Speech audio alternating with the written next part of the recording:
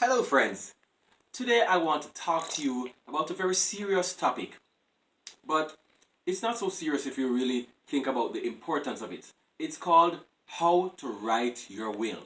Now recently, several persons have been dying without writing a will, and this can cause serious repercussions in terms of your family.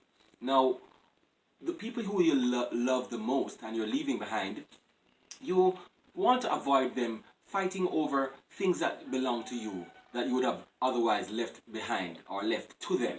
Now, in your will, you are basically telling who you want to give this to or that to. Now, in this video, I will list out the steps in preparing your will. Now, step one, you're going to create a list of all your assets, all the things that belong to you. Any cars, any land, any furniture, any appliances, any insurance policies, all your stocks, anything that belongs to you. And you're going to list the institutions that you have these things in. So for example, your bank accounts, you're going to name the bank, you're going to name the account number, and so on. If you have insurance policies, you're going to name the insurance company and the policy number.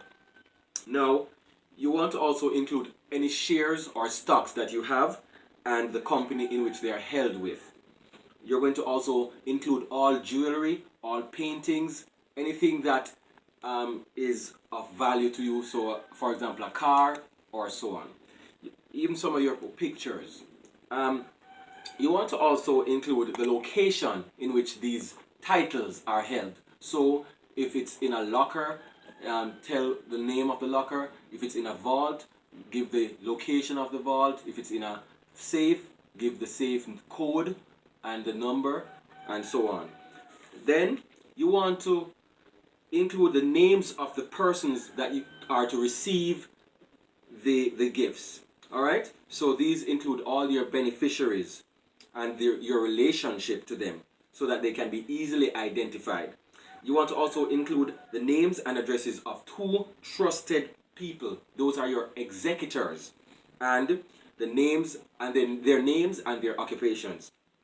And anyone also who will be named as legal guardians for any minor children, because you want to ensure that your children are taken care of in safe hands. You will also, in your will, I should say that your will can be handwritten as well. Even if you don't have a typewriter or a computer to print it or a printer, you can handwrite it, but just make it be legible. And in your will, you should say this is the last, you're going to say these words. This is the last will and testament of me, when you put your name, Robert Newman, for example.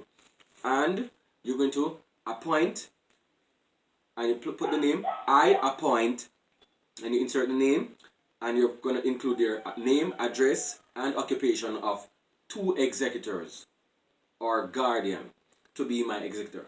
I give and devise, in the next paragraph, I give and devise the names. You're going to put the names of the items that you're dividing, and you're going to give the names of the persons who are to be receiving these. Alright? You're going to also, in your will, include these words. I give and bequeath, and you describe the personal property, such as, bank account number so-and-so, or jewelry box, and you put the name of the jewelry rather, and their beneficiary.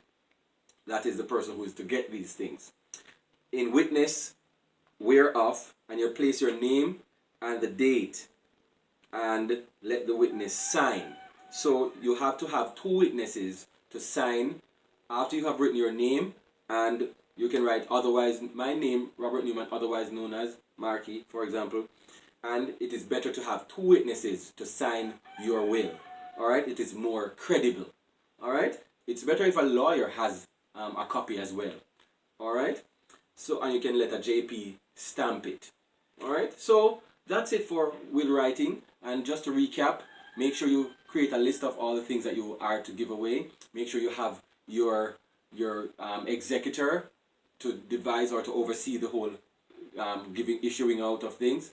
and make sure you include specific details of the bank account information and the persons who are to receive these things. Because the truth is, if you have a bank account that is sitting there for years, if you have passed away, the government will automatically get these monies and it will go to somebody who you've never even met, and your relatives may be in need of this money or this property. So thanks for watching. I hope you've learned something from my video, and don't forget to like and subscribe, and stay tuned for the next video coming shortly.